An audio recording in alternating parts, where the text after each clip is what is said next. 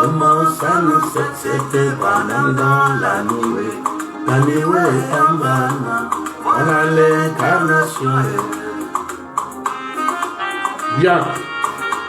Nous vous saluons une fois de plus ce soir dans le nom du Dieu Tout-Puissant. Et nous vous rappelons que vous êtes en train de suivre l'émission évangélique. Vous connaîtrez la vérité et la vérité vous affranchira. Une émission qui est une réalisation du Branham Tabernacle de Lubumbashi, comme les autres aiment bien appeler le Branham Tabernacle de Kamalondo.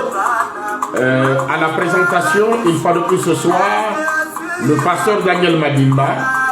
Et nous sommes déjà là pour parler avec vous sur la parole de Dieu, partager avec vous la parole de Dieu. Nous saluons donc tous ceux-là qui nous soutiennent. Nous pensons donc à frère Didier Djanyama, qui est l'administrateur. Nous pensons à frère Josué Foumi. Nous pensons à frère Billy Kongolo, à Kamové. Nous pensons donc à tous ceux-là qui ne cessent de nous soutenir dans cette émission. Pour que cette émission puisse continuer, il nous donne des moyens, il nous donne des mégabytes pour que nous puissions donc continuer à vous apporter la parole de Dieu. Et vraiment, que le Très-Haut vous bénisse. Je crois que le jeudi passé, nous n'avons pas été de la partie. Nous n'avons pas pu présenter l'émission parce que, comme je vous ai dit, je suis à Lubumbashi, en République démocratique du Congo. Et nous avions reçu le pasteur Ben, l'apôtre Ben Mutombo Lyon, qui est venu de Kinshasa pour tenir une campagne d'évangélisation ici à Lubumbashi. Et nous étions obligés vraiment d'être là, de le soutenir et de l'appuyer. Voilà un peu ce qui nous avait empêché d'être là le jeudi. Malgré qu'on avait voulu donc être là pour présenter l'émission du jeudi passé. Mais ça n'a pas été parce que le temps de quitter là où on était avec le pasteur Ben et d'arriver à la maison, je suis arrivé avec les embouteillages, c'était vraiment avec un grand retard. Aujourd'hui donc, le pasteur Ben Mutombo Lyon est allé à Likasi, où il va tenir une campagne d'évangélisation à Likasi du 5, donc le samedi 5, et le dimanche 6 et le lundi 7 novembre à Likasi. Pour ceux-là qui nous suivent à partir de Likasi, vous êtes conviés à aller vraiment participer à cette campagne d'évangélisation. Le thème et le sujet, ça sera qui et comment adorer. Qui adorer et comment l'adorer. C'est ça donc le sujet qui sera développé par le pasteur, l'apôtre Ben Mutombo Lyon. Et après Likasi, ça sera le tour de Fungurume de recevoir l'apôtre Ben Mutombo, qui pourra donc tenir une campagne d'évangélisation à Fungurume pour le 11, le 12 et le 13 novembre de cette année. Après l'étape de Fungurume, ça sera le tour de Kolwezi à recevoir donc l'apôtre Ben. Il est donc dans le Grand Katanga pour parler et pour partager avec le peuple de Dieu sur la parole de Dieu. Ainsi donc, nous sommes là aujourd'hui pour continuer à parler de ce grand sujet sur lequel nous sommes en train de parler, qui est donc le grand mystère de la divinité. Pour connaître qui est Dieu, nous devons connaître qui est Dieu avec précision. Nous devons connaître Dieu, nous devons connaître sa nature. Et tout cela donc, nous sommes arrivés au temps où nous devons connaître la face de Dieu. Le visage de Dieu, comme nous avons lu avec vous dans la prédication, les dieux dévoilés. William Branham nous a dit au paragraphe 120, il a dit, quand cette parole sera-t-elle dévoilée, sera dévoilée, quel visage pensez-vous qu'elle aura? Donc nous sommes en train de chercher le visage de la parole. Quand on dit au commencement était la parole, et la parole était avec Dieu, cette parole qui était au commencement, ce n'est pas quelque chose d'abstrait. Non, ça avait un visage.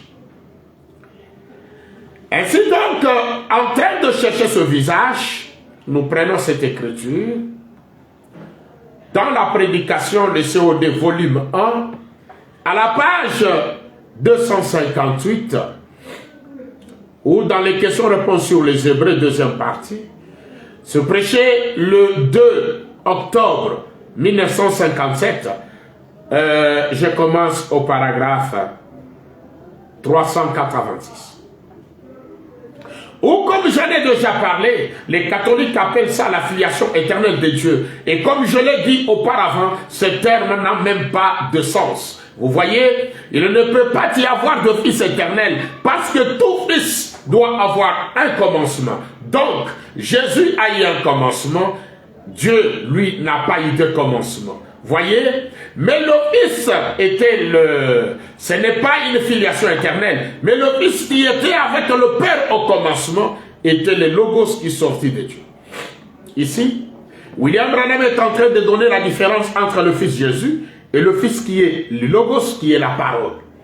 Quand on dit au commencement était la parole, on parle du Logos. On ne parle pas de Jésus. On parle du Logos qui est le Fils de Dieu. William Branham dit, et c'était la théophanie de Dieu. Ce Logos, c'était la théophanie de Dieu qui est sortie de Dieu. La forme humaine qui n'avait pas Dieu comme vous pour voir, mais une meilleure vue. Elle n'avait pas d'oreille comme vous pour entendre, mais une bien meilleure oui. Vous voyez, c'était une théophanie. C'est-à-dire que tout cet arc-en-ciel s'est abaissé et est entré dans une théophanie. Moïse l'a vu quand il est passé à travers les rochers comme ça, et il en a vu le dos. Il a dit, ça ressemblait à un homme.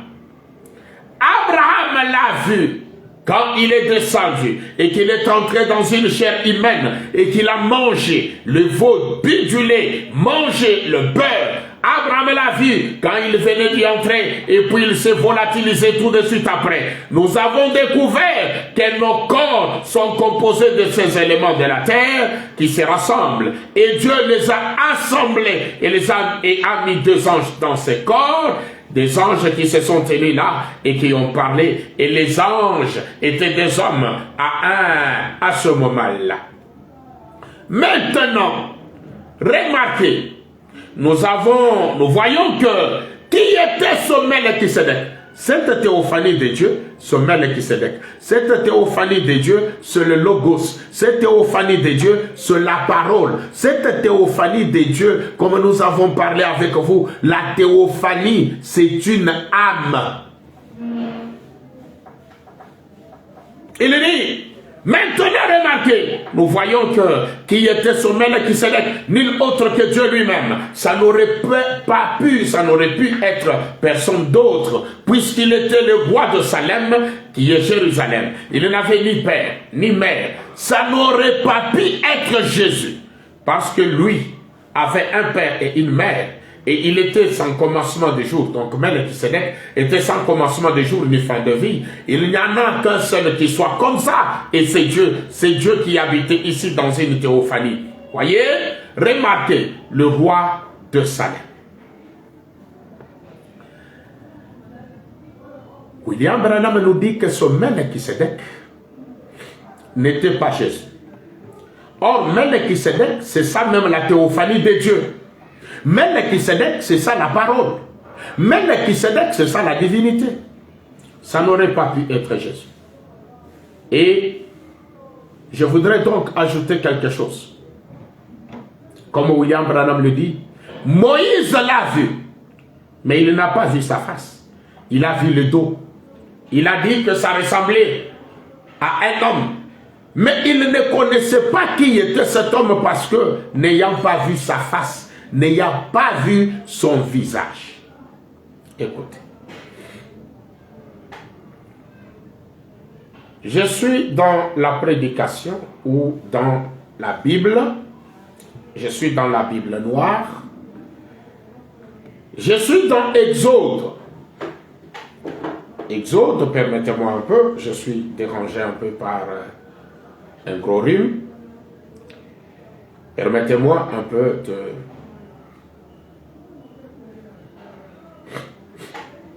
Je suis dans Exode, au chapitre 33. Je commence au verset 17. Suivez très bien. L'Éternel dit à Moïse, je ferai ce que tu me demandes, car tu as trouvé grâce à mes yeux, et je te connais par ton nom. Moïse dit, fais-moi voir ta gloire. Écoutez bien. Moïse dit à l'Éternel, fais-moi voir ta gloire. L'Éternel répond, je ferai passer devant toi toute ma bonté, et je proclamerai devant toi le nom de l'Éternel. Je fais grâce à qui je fais grâce, et miséricorde à qui je fais miséricorde.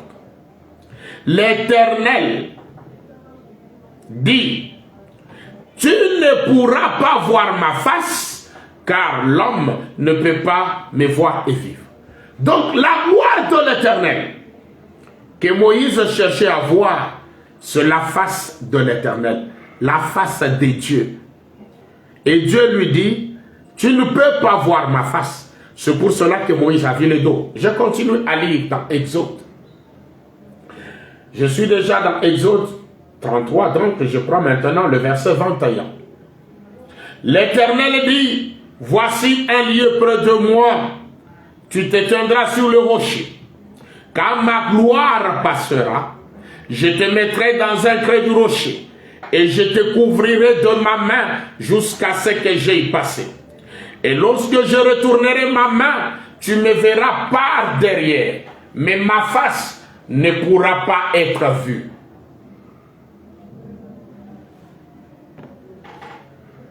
Et si vous continuez à lire, vous verrez que Dieu a mis sa main sur les yeux de Moïse. Et il a fait passer sa gloire, c'est-à-dire sa face, devant. Mais Moïse n'a pas vu cela. Quand la face, l'Éternel est passé, il a enlevé la main. Moïse n'a vu que le dos. Il a dit que ça ressemblait au dos d'un homme. Il n'a pas vu la face. Mais il y a des gens qui ont vu cette face. Prenons quelqu'un. Je dis bien dans la Bible. Prenons quelqu'un qui a vu la face de Dieu dans la Bible. Je suis dans Apocalypse chapitre 4, deuxième partie, ou le 24 ancien. Je commence au verset au paragraphe 155. Maintenant, observez comment il était paré ici. Ézéchiel dit, j'ai vu encore comme de l'air poli, observez, autour de ce fils de l'homme, comme du feu au-dedans duquel était cet homme et qui rayonnait tout autour, depuis la forme de ses rangs jusqu'en haut. Si vous regardez sur cette photo, vous verrez que ceci, c'est le dossier d'un siège comme un trône, et ça a la forme du trône. Ézéchiel dit qu'il a vu quelque chose comme une pierre de saphir. Si vous remontez un peu en haut, sur Ézéchiel dit, j'ai vu quelque chose en forme de saphir qui était sous forme de trône. Et sur cette forme de trône, si vous regardez, ça a pratiquement la forme d'un trône. Il a dit, j'ai vu une figure d'homme placée dessus. Vous voyez la figure d'un homme qui est placé sur ce trône. Ça, c'est le trône de Dieu. Mais quand vous regardez la figure, c'est Branham. Je continue à lire. Vous gardez vos yeux fixés sur cette image. Paragraphe 156. Écoutez. Soyez spirituels. Comprenez bien. Et je vous adjure, au nom de Jésus, gardez ceci pour vous-même, là, dans votre propre cœur. Souvenez-vous simplement combien c'est une bénédiction. Je recommence au verset 27. Écoutez tous. Comprenez vraiment bien maintenant. Je vis comme de l'air impoli, c'est-à-dire comme la couleur vert jaunâtre, au-dedans duquel était cet homme et qui rayonnait tout autour. Si vous regardez bien, cet homme est dans un feu qui rayonne tout autour. Au-dedans duquel était cet homme et qui rayonnait tout autour du feu vert ambre. Bon, depuis ses reins jusqu'en haut, depuis ses reins jusqu'en bas, depuis ses reins jusqu'en haut et depuis la forme de ses reins jusqu'en bas, j'ai vu comme du feu et comme une lumière éclatante dont il était environné. Il y avait du feu tout autour. Tel l'aspect de l'arc et de la couleur en un jour de pluie, ainsi était l'aspect de cette lumière éclatante qui l'entourait. Vous voyez comment la lumière entoure William Marion Branham.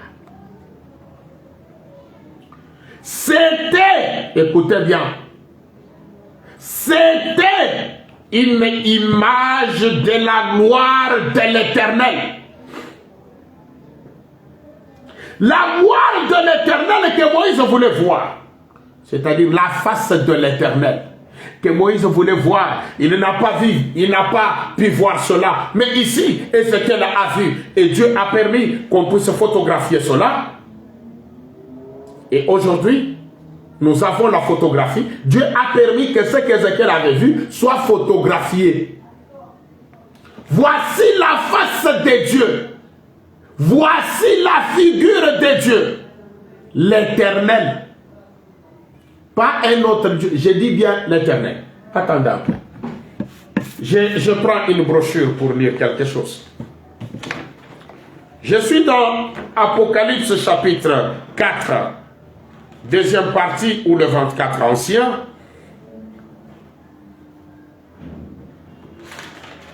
Je lis quelque chose ici. Au paragraphe 164, le Seigneur Branham. Autrefois, comme du temps d'Ézéchiel là-bas, on ne pouvait pas photographier cela. On le peut aujourd'hui parce qu'on en a les moyens techniques.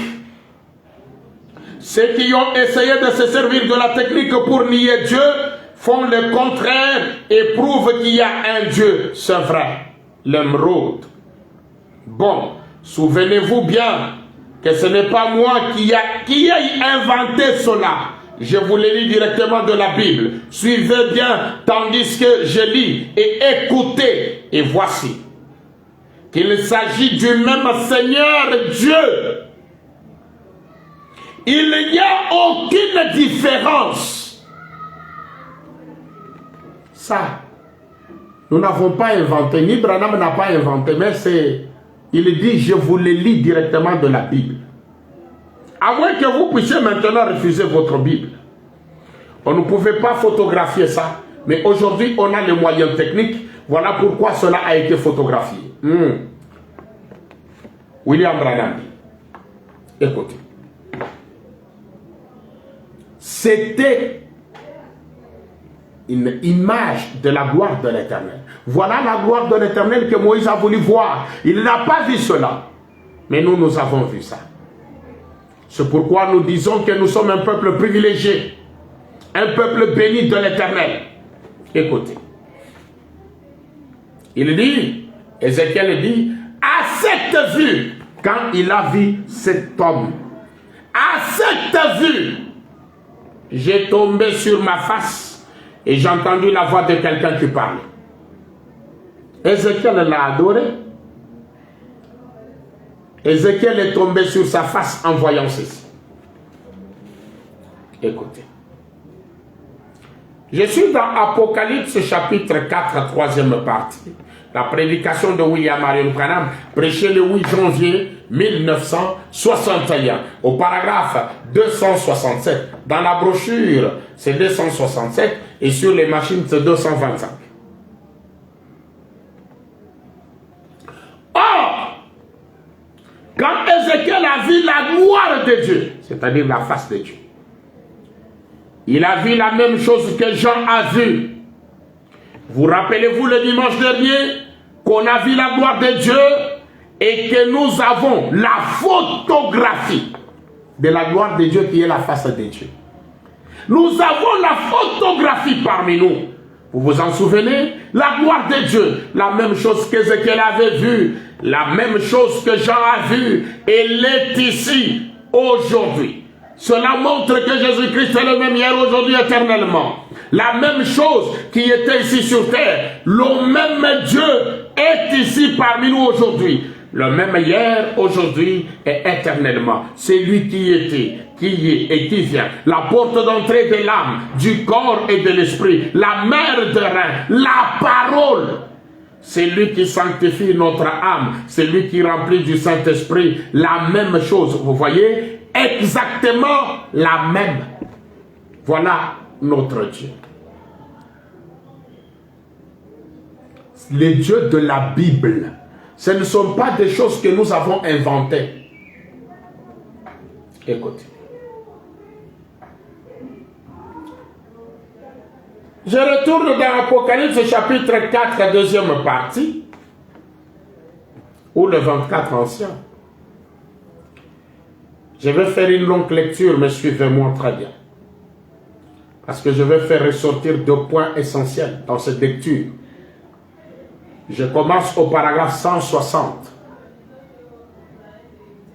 Lorsqu'il vit cela depuis la forme des reins de cet être, lorsqu'Ézéchiel a vu cela, depuis la forme des reins de cet être vivant qui se tenait devant lui, Ézéchiel dit, depuis ses reins jusqu'en haut, c'était comme du feu. C'est pourquoi vous voyez qu'il est entouré du feu. Et depuis ses reins jusqu'en bas, il y avait une lumière qui le couvrait. Et tout autour, il y avait de nombreuses couleurs comme dans un arc-en-ciel, n'est-ce pas vrai? Dites amen, c'est vrai. William Branham dit, au paragraphe 161. Je voudrais que vous vous rappeliez que Dieu existe encore dans les mêmes couleurs. Alléluia. Quand vous voyez quelqu'un dans ces couleurs ici, ce n'est personne d'autre que Dieu lui-même. Je reprends le paragraphe 161. Je voudrais que vous vous rappeliez que Dieu existe encore dans les mêmes couleurs. Un feu de couleur ambre, depuis la forme de ses reins jusqu'en haut. On en a pris des photos avec une caméra, ou plutôt avec un appareil photo en couleur. La couleur d'ambre, cette couleur de feu ici, la couleur d'ambre, depuis les reins jusqu'en haut, depuis les reins jusqu'en bas, et tout autour, il y avait plusieurs couleurs, comme dans l'arc-en-ciel après la pluie. Jésus-Christ est le même hier, aujourd'hui, éternellement. Le Saint-Esprit est toujours dans sa puissance. Il est toujours dans son église, dans ce dernier jour. Le Seigneur Branham dit, voilà, il ne s'agit pas de moi. Maintenant, quand vous vous regardez là, il s'agit de qui ici? Mais il dit, voilà, il ne s'agit pas de moi. Je me tenais simplement là. Oh frère Branham, tu es merveilleux. Voilà, il ne s'agit pas de moi. Mais je me tenais simplement là. Mais on en a pris cette photo. Je voudrais que vous examiniez cela. C'est exactement ce qu'Ézéchiel a vu. Les mêmes couleurs, la même façon d'agir, rayonnant de la même façon que ces êtres vivants. Qu'est-ce que cela signifie? Les êtres vivants représentent l'Église vivante, l'Église qui vit par la puissance et la résurrection de Christ. Ce même couleur d'ambre les couvrait depuis les reins jusqu'en haut, depuis les reins jusqu'en bas.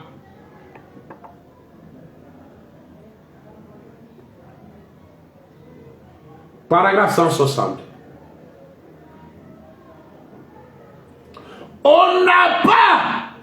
On n'a pas besoin de faire des suppositions.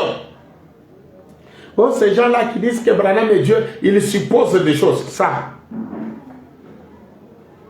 une chose biblique, ce qu'Ézéchiel a vu, ce que Jean a vu, ce que Moïse a vu, ce que Esaïe a vu, vous vous dites que ces gens-là font des suppositions. Ah, c'est que même l'appareil photo a fait des suppositions. Même si on peut être incrédule, c'est incrédule, est-ce qu'il faut jusqu'à ce point? Même s'il faut être incrédule. William Branham dit, au paragraphe 162, on n'a pas besoin de faire des suppositions. La science en a pris des photographies. Regardez leurs couleurs. Regardez seulement les couleurs de ce feu. Vous voyez ce arc-en-ciel. Regardez cette couleur entre le jaune et l'émeraude. Bon, cet appareil photo n'était qu'un simple appareil photo d'un photographe et dans lequel il y avait un film couleur, en couleur, un Kodachrome couleur. Regardez cette couleur émeraude là. J'aimerais mettre cette photo sur une bonne lumière afin que ceux du fond puissent la voir. Pouvez-vous voir maintenant comme un arc-en-ciel? Regardez les raies qui vont d'un bout à l'autre comme un arc-en-ciel. Chacun a une couleur différente. Dans quelques instants, nous allons aborder cela, ce que sont ces couleurs et ce qu'elles représentent.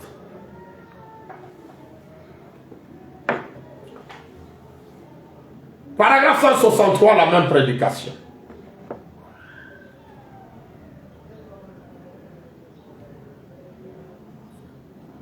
Oh! Cela fait sauter de joie mon pauvre cœur. Et savoir que dans ce jour dans lequel nous vivons, Christ, alors que tout autre fondement n'est que sable mouvant. Amen. Oh, je me sens bien. Quand on voit ceci, quand on voit Branham dans ce feu, entouré de ce feu, entouré de l'arc-en-ciel, de ce couleur depuis les reins jusqu'en haut, depuis les reins jusqu'en bas, William Branham dit, tout autre fondement n'est que du sable mouvant. Oh nos frères, nous avons pour fondement Jésus-Christ, du sable mouvant. Ça, c'est un fondement solide. Ça, je dis bien que c'est un fondement solide. Ça, c'est Dieu qui a bâti cette fondation. Ça, c'est le fondement fondamental pour la foi. Tout autre fondement n'est que sable mouvant. Écoute.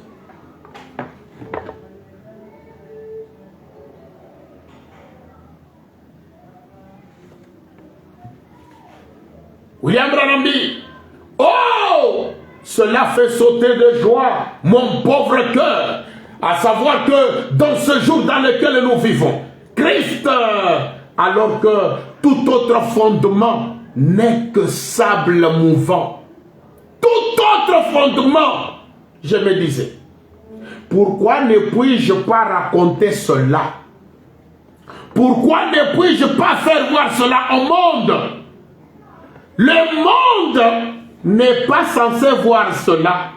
Le monde ne le verra pas. Il ne le verra jamais. Mais l'Église est en train de recevoir la plus grande puissante secousse qu'elle ait jamais reçue. Ça, ce n'est pas envoyé au monde. Ça, c'est envoyé à l'église. Voici la révélation de Dieu. Ô peuple de Dieu, église de Dieu, recevez cette révélation.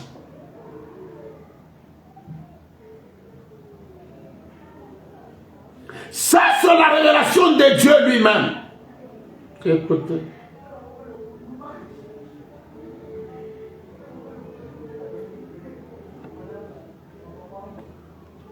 J'ai lu le paragraphe 184, la même prédication, c'est-à-dire Apocalypse chapitre 4, deuxième partie, ou les 24 anciens. Paragraphe 184.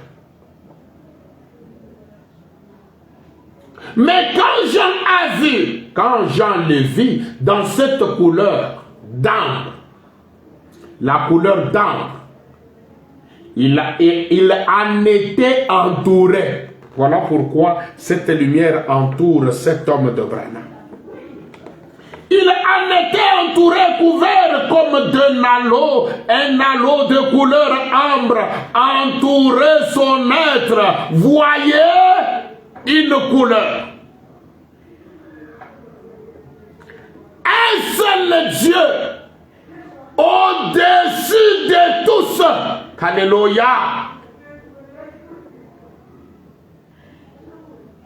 Quand on voit cet homme qui est donc dans le feu, depuis les reins jusqu'en haut, depuis les reins jusqu'en bas, souvenez-vous que c'est le seul Dieu qui est au-dessus de tous. Au-dessus de Branham, il n'y a personne.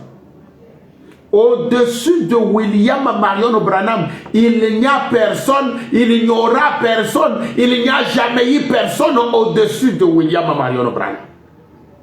Dites Amen. Moi-même, je dis Amen. Parce que c'est une vérité absolue. Je relis l'Écriture.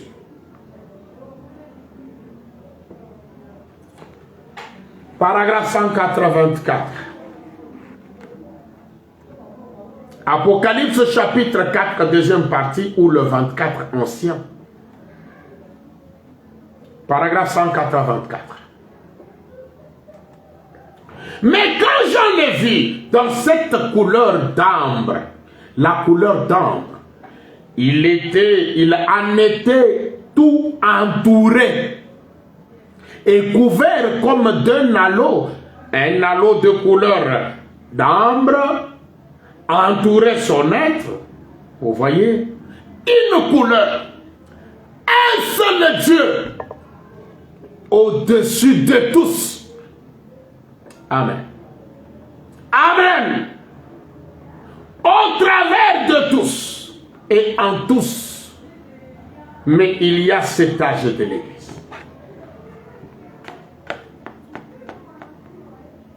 Oh, c'est vraiment merveilleux de savoir qu'on adore le seul vrai Dieu et qui est au-dessus de tous.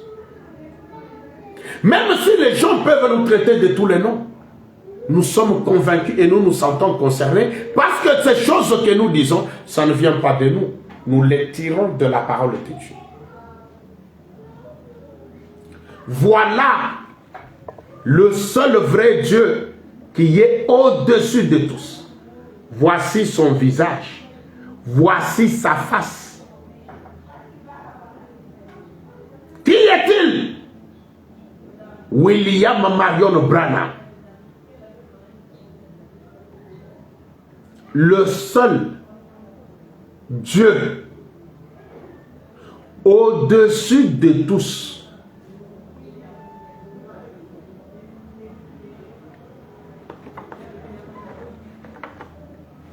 Donc c'est lui, la divinité. C'est lui qui est le logos, qui est la parole, qui est la théophanie, qui est Melchisedec, qui est l'âme.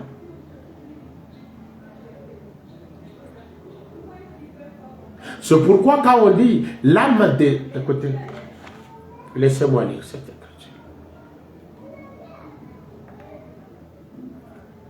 Je lis dans la dédicace. La dédicace d'une église prêchée le 8 juillet 1959. Je prends le paragraphe 20.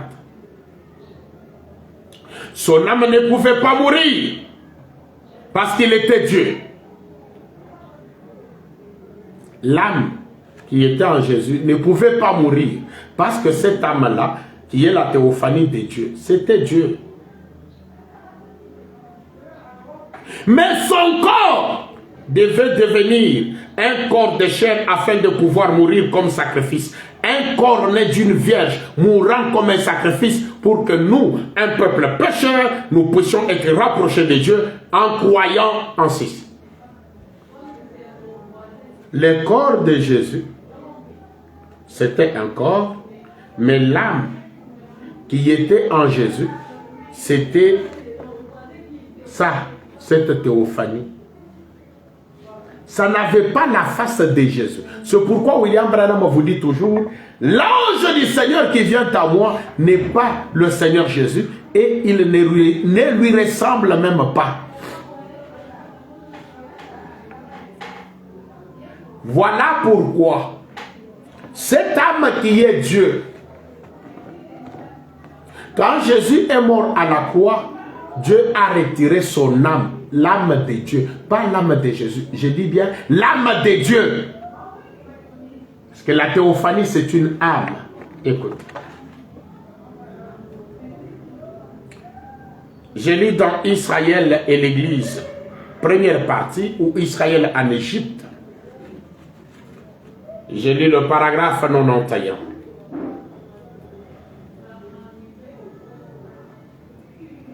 Là, Dieu montrait à Abraham ce qu'il allait faire. Qu'à travers la postérité d'Isaac, il donnerait naissance à son fils unique, Christ. Et celui-ci serait immolé là-bas, entre les cieux et la terre, quand le soleil se coucherait, et que l'obscurité viendrait sur la terre. Et là, il le déchirerait en deux. Dieu lui retira l'âme. Dieu retira l'âme à Jésus. Et il écrivit une alliance avec les familles de la terre. Quand ce précieux sang sans mélange du Dieu Tout-Puissant coula devant d'Emmanuel, il lui ôta l'âme. Il le disait, mon Dieu, pourquoi m'as-tu abandonné? Son visage couvert de crachats, de moqueries, une couronne de cruelles moqueries enfoncée jusqu'au front. Les clous utilisés, c'était de pointes romaines. Son dos était déchiré au point que ses côtes étaient visibles. Il fut suspendu à la croix, criant, mourant la mort du pécheur, portant sur lui le péché du monde.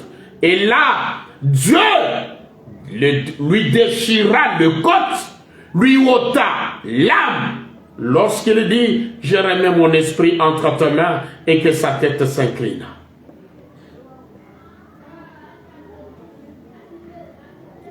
Cette âme qu'on a ôtée de Jésus,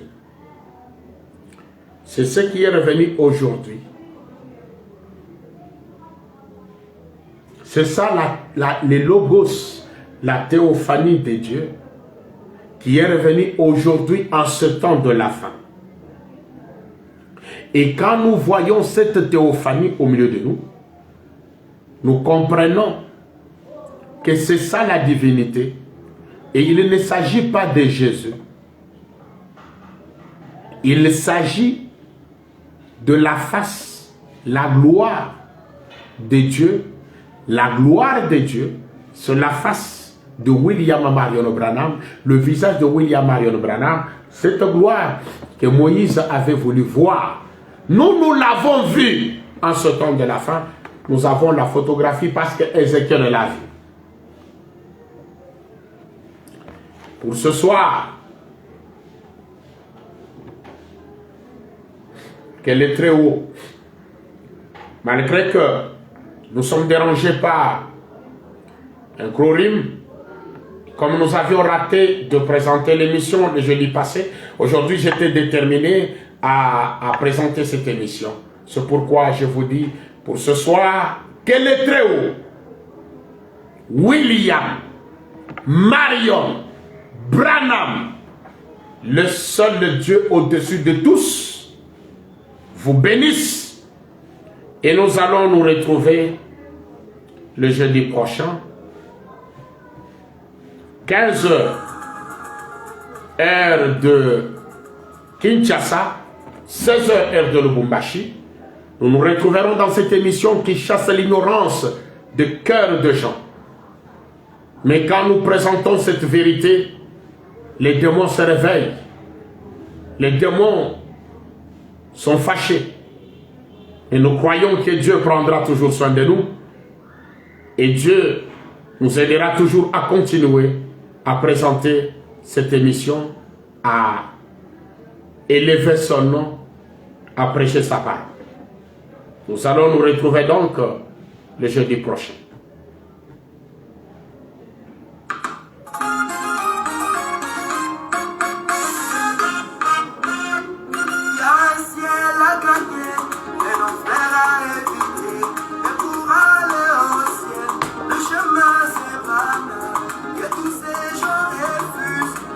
I'm